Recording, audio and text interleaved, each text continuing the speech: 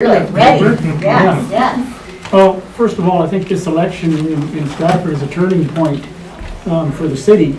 I mean, we can see quite quickly in the province and in the federal governments that they are cash strapped and certainly not going to help municipalities in any way. So Stratford is going to have solutions for its own problems. Made in Stratford solutions and products may be the answer to the future. So part of my background is I have business interests in the surrounding municipalities and have been to councils there as well. And one of the things that I've experienced in Stratford is it's hard to deal with City Hall. And I'd like to bring some of the best practices we see in other municipalities into Stratford. And this would make it easier for people to get things done around Stratford. So the other thing that seems to be a big problem in my mind is the Cooper site and what needs to be done there. And my vision there is to get that problem solved. It's been hanging on too long. It's a 22-year-old problem. It's almost embarrassing problem compared to other cities. I'm not aware of any other city with such trouble. But it's easy to fix if we put our mind to it, get the new council in there and don't sit on the problems, file the paperwork when it's due on time. And I think we can get somewhere. My vision for that is several-fold. One of the things that I mentioned at the last session was a university in there that is connected with the fine arts that we have from theater. And there isn't a whole lot of fine arts universities in Canada for that matter. So I think we'd have a good market there. I'd like to see a Master's of Communications Arts program in there where we have a graduate program similar to an MBA, attracting high-profile executives, lawyers, judges, anybody who has to deal with the public on a public speaking need, and that would be easy for the university to support itself with high tuitions and things. And thank you. Next, Sean. I really don't have much to say, but you just touched on the Cooper side. I was just thinking too is maybe the counselors and this new group can just get together and take a plunge and make a decision on it, whether someone has to take the fault for it, if it's a bad opportunity or a bad thing that happens, just move forward with it. That's all I really have to say about it. Okay, Yeah. take the plunge on Cooper. Just take it and go with an idea and follow through on it. Okay. Great.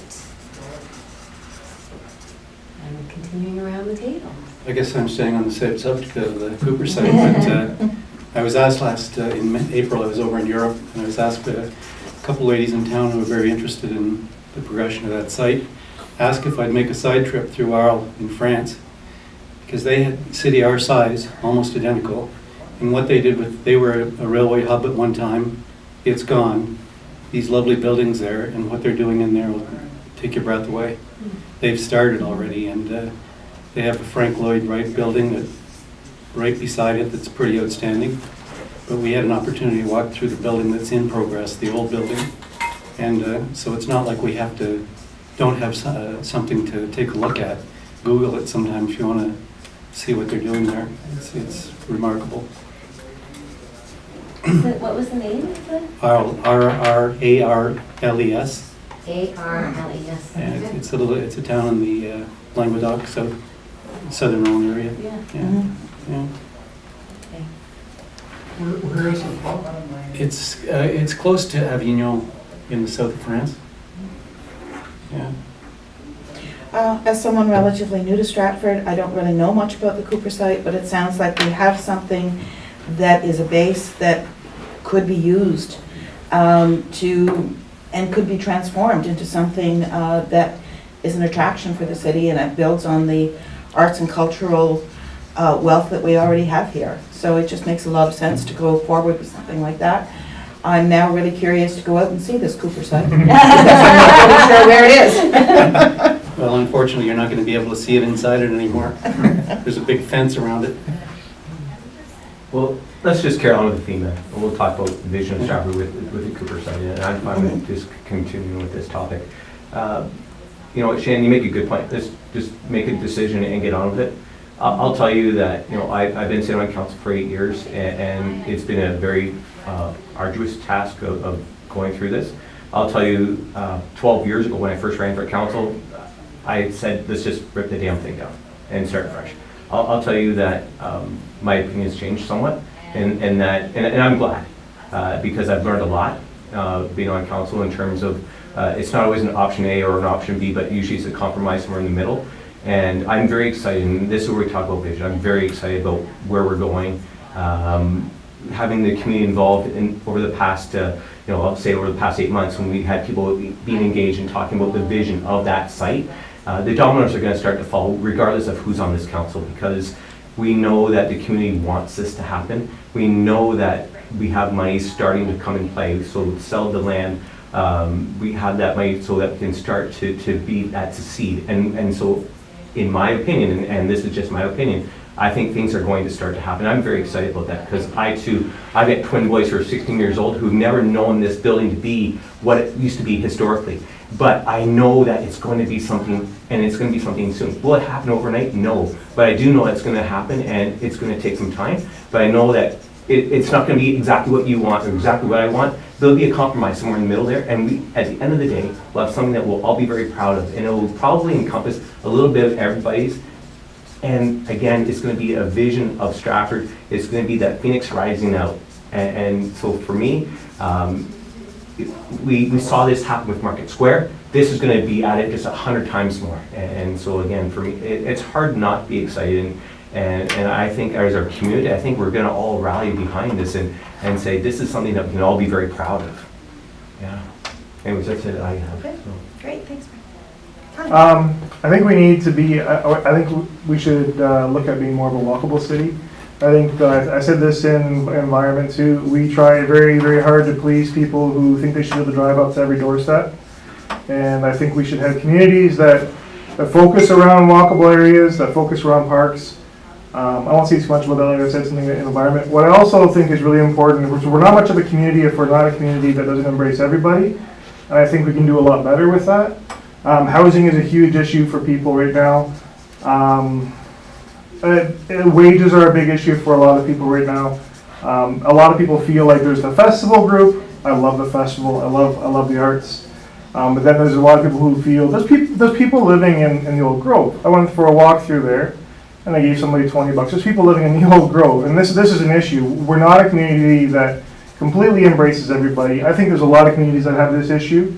I think we need to figure out new ways to take care of these people and to bring everybody into the fold, because we're not going to be happy. No one's going to be happy and okay until we're all happy and okay. And I think the local community food center is doing great things like that. I think we need more community gardens. We need more people working on projects like that and working together, working less for themselves and working more together and finding ways to do that. I have lots of ideas there, but I'll talk for hours. So I'll just keep it down to a minute. But I'm not gonna wait for your click of blood. you're good, Dan. Just long Wait for the silence. I think Stratford is a progressive city that has 1 foot rooted respectfully in the past. I think it can do both. I'll talk about the Cooper site quickly because it's a topic. I really love the idea of the hub. I'm the supervisor of the youth center, and we cannot wait to be connected and not just this building across the road, across Downey Street. It's not connected to the Y. So we've always been distant, so we can't wait, the kids can't wait to be able to access some of these facilities. I would love to see, and that's just one example of a group in the community, kids, using several spokes in that wheel, moving from building to building. It's just an amazing idea, and there's no reason why anyone else in the community can't do that. I also feel that CNR Railways, the tribute that we can use to that building, I don't see why we can't have both. And I don't see why it can't be a viable part of our tourism as well. If it's done right, I would love to take my son down and show him the trains and some of the great ideas coming out of these groups, of recreating the train and things like that. That's viable. That could make money. It could be great. Be a good part of that hub system. And the other point I want to quickly make is we talk a lot about keeping the youth here. I've kind of been trying to alter that to bringing them back. Because you got to let our kids go. You got to go and learn. Let's make sure that what we're building isn't just for us, you know, just for us. We gotta make sure they come back and move in and take over and really enjoy it. And it's a challenge because we're all older than kids, we wanna be cool. It's hard to predict exactly what they're gonna want when they're old enough to come spend money, bring back their experiences, and live and use these communities. I just wanna make sure that when they come back, there's something for them and something up to date. And they love the past too, you know. I remember when the Cooper site first got discussed, there was this, compared to the distillery district, which is an amazing combination of past and modernity. It's great, so I look forward to it. That's great. Anne. Hi. Vision. I guess I'll just touch on a few things. I'm trying to think what we might communicate as vision now at Stratford, or what gets the vision. But the idealist in me likes this topic and would like to see more of an environmental vision, which was touched on in the environmental group. But you know, given the times we live in, and we're actually living in an environmental crisis, although it doesn't hit us all the time. You know, what is our vision as a city for being part of the solution? I think is important. I guess I see some vision things around, you're talking about bringing the young people back. I always then think of employment. And we talk a lot in Stratford about our low unemployment rate, which is great unless you're piecing together a couple of jobs or the job you've got isn't paying you enough. I would love a vision, and I do work in the career counseling field, so I'll say that. And I work with individuals, right? I want them to have good lives and good jobs where they feel satisfied and they're contributing.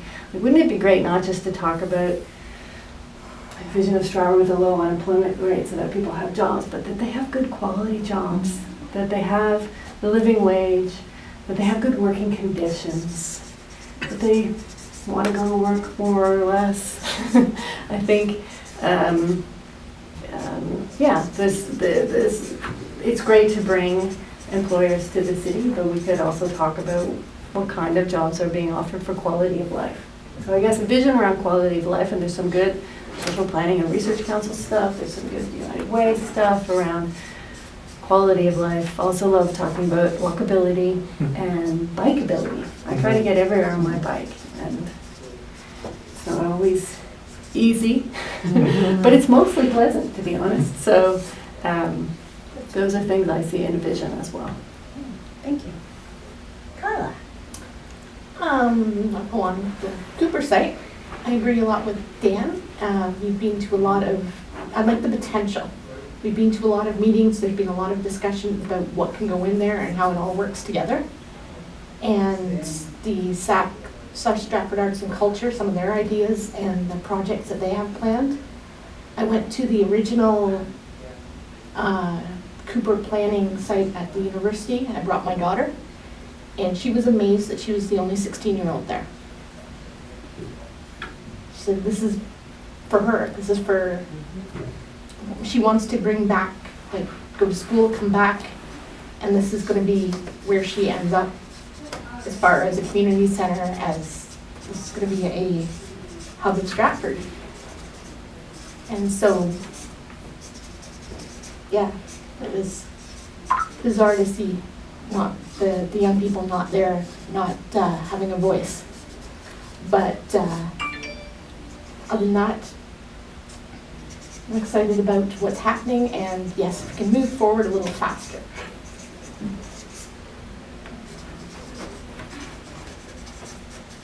Great, thank you. Okay, I think this is all about solutions.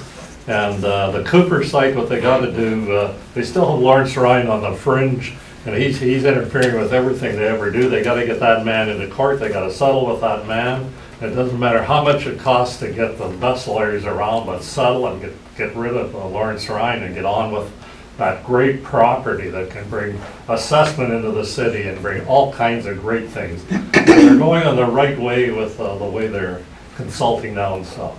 But the two things I think we need, I've never seen the economy so great in Stratford, but we need to get housing for the young people. So to get housing, the best solutions is to build up. The people that developed the Bradshaw building, I've never seen such a well-done building. They've got condos there of 427 square feet. It's hard to believe that you can live in 427 square feet, but their average is 427 square feet. It's unique. This developer is a genius. He sold all these condos, and now most of them are being rented to university students and what have you. And there are other projects that this developer and similar developers are taking on. But the sooner City Hall can get rid of the red tape and approve those kind of things, the better off we are, because housing is what we need, or we're not going to keep this vibrant economy with all the jobs. I've never seen so many jobs available out there. The other thing, we need a viable downtown, and we have probably one of the most viable downtowns. But for that, we need parking. And it's an abomination what they've done with parking downtown to fix up that space behind City Hall. It might look very beautiful, but I always get wet feet when I walk through it. And they've taken all kinds of parking, and they've made it very difficult to park downtown. We need a parking garage. Thank you. That's all the time I got. For this round. I'm just here to listen. Okay. Great. So that's this round down. So at this point, we've got an opportunity to continue to talk about other things that you may not have mentioned in this first round, or to build on things that you've heard from one another. So we'll just open up the floor. I'd like to ask, Brad, I know a lot of groups have talked about the hub, but maybe you have more access. Is there a prediction, a kind of build it and they will come kind of idea of how this kind of might affect the city? If it was successfully, I know we're not going to see all the buildings go up at once and the grass is green and everything's perfect right away, but the long-term prediction, how do they see it affecting population and business? I'm not sure if there's been any information shared about how it's going to affect population. I'm not aware of any information that's relevant to how the Cooper site's going to affect population. But in terms of build it and they will come, I would say that this project can't be done alone by the city.